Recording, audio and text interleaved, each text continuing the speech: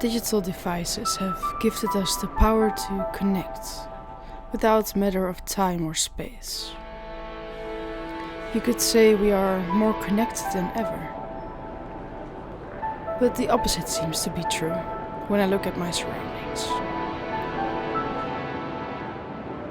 The opposite seems to be true when I face my feelings.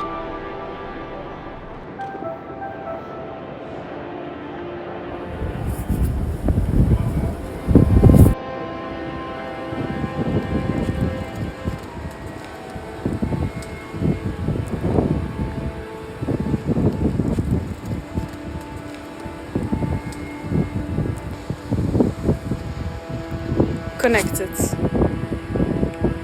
My fingers reach towards the shiny surface. It touches. I feel the connection between my skin and the screen. Connected. Through my brain decoding the displayed information. Connected. Through particles traveling. I get closer to the screen. I keep it safe against my body. Connected. From a distance, I distance myself from being here with you. I let myself fall within the arms of comfort and joy. Into the arms of perfection and future fantasies.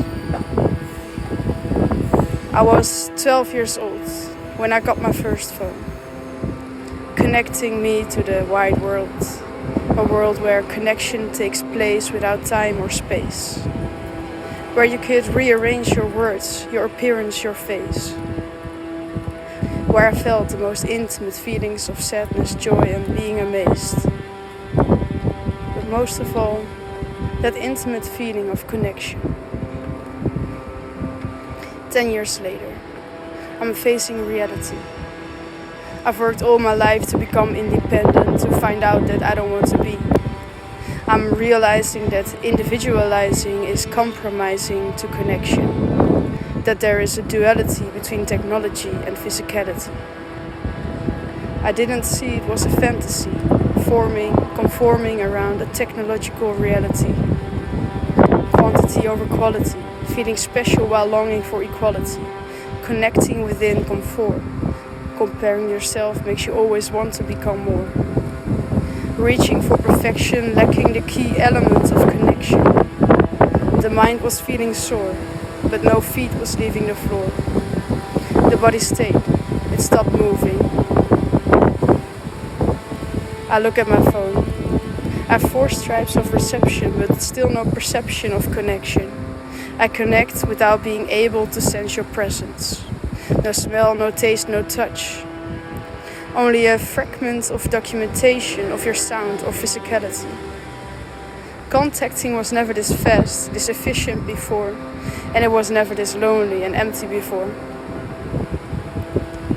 I was 12 years old when I got my first phone. What was supposed to connect me to the world disconnected me, till I felt the brutal pain of being alone. It's easy to blame it on my phone for how I feel, but it's me that has been navigating it all along. It's me that has been navigating it all along.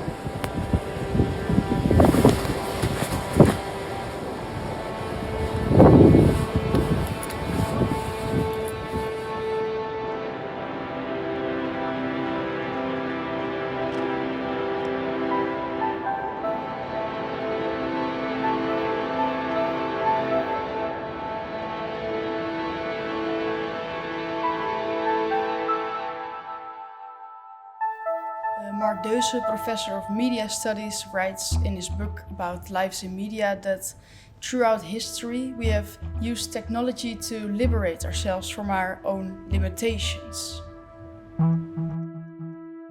We created media out of the urge to extend the capabilities of our bodies.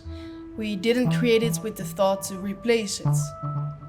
At this time of living, some people value their lives in media to be of more importance than their offline lives.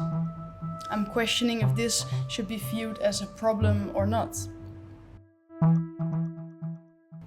Besides this, Mark says, as well as media makes us, we make media, and we have more power than we think we have.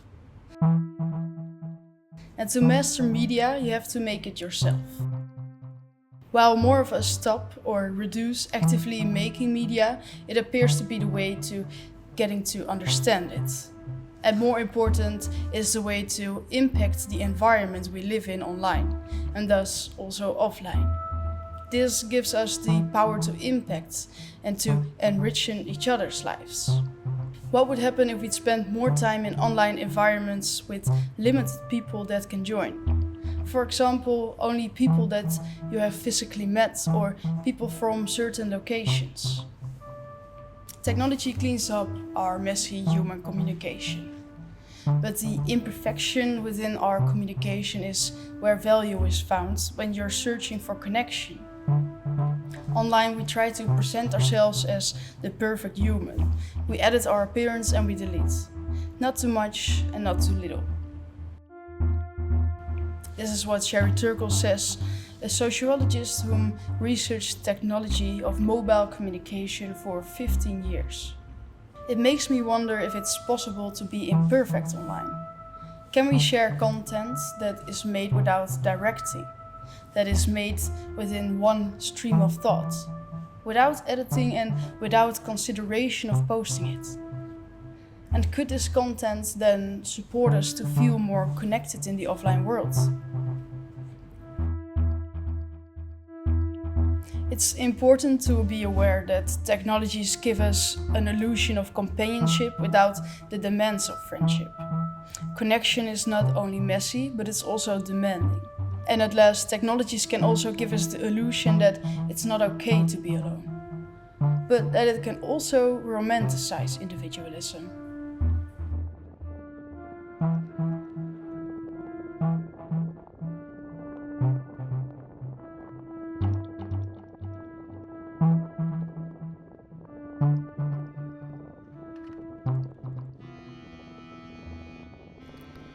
To build up my knowledge about experiencing a lack of connection, I got in contact with those whom experience it in its uttermost condition. People that feel lonely. I built a digital account to get in contact and invited new followers to chat.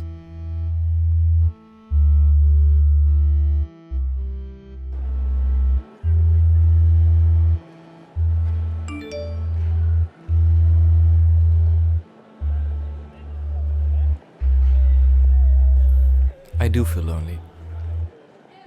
It happens when I'm alone within my room and I hear life go on outside. I hear people laughing, cars passing by, and voices talking. They're living. There's connection out there, but I'm just not part of it. Not because I don't want to be, but because I just can't seem to keep up. I feel most lonely when I'm in bed at night. It gets so quiet that I start questioning myself if there's anybody out there that I could tell my whole story to. It's like people know that I'm existing, but no one really sees me and no one really understands me. It feels like there is a wall between me and the rest of the world. Yesterday I was at school working hard, when suddenly some of my friends gather off to the side behind me at one of their desks. They seemed so content without me. I had my headphones on but could still hear everything they were saying. I ended up hoping they would interrupt me and have me join the conversation, but it didn't happen.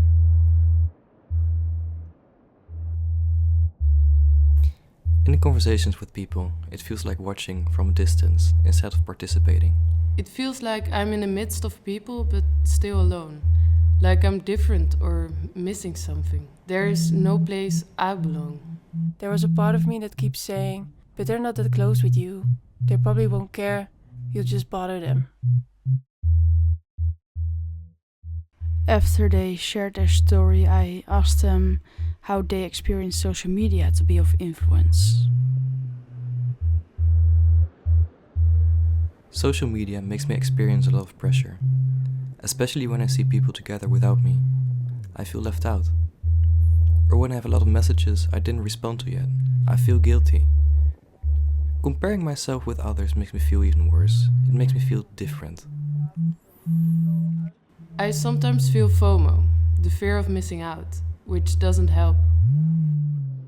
Through media, I miss that real connection you only get when you're face to face with someone. Even if I'd want to connect through social media, I would get too distracted by all the content in my feed. Besides these disadvantages, I also asked them to specify how media does help them to feel connection.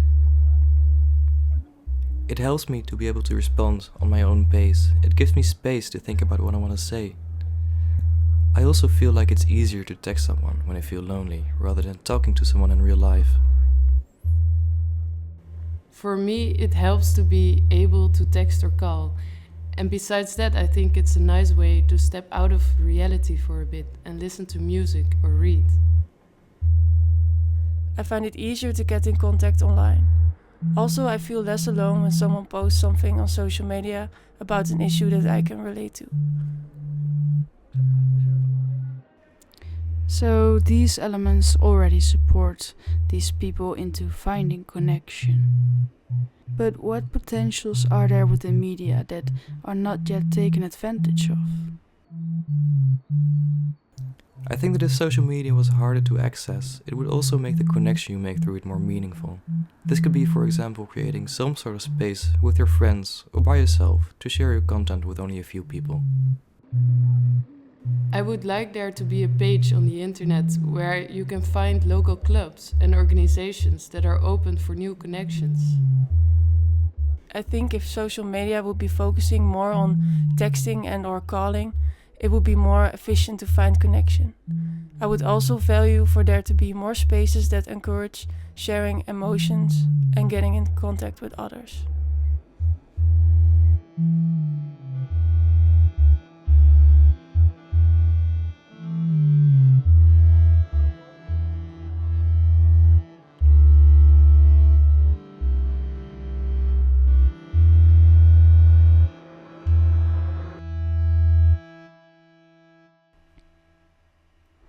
When we become aware of that you and I are the ones creating this digital environment, then wouldn't we share different content online?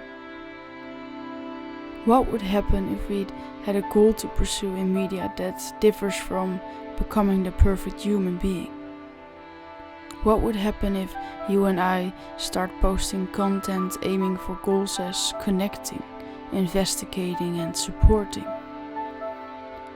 What would happen if we have accessible digital environments where sharing emotions or struggles is encouraged? What would happen if we got more curious and asked more questions? If we'd started making media content that stimulates to go offline, or if we'd embrace the simplicity of contact? If we'd spend more time in digital environments with limited participants? Or if we slow down our media consumption? What would happen if we'd experimented more with making media? What would that be like?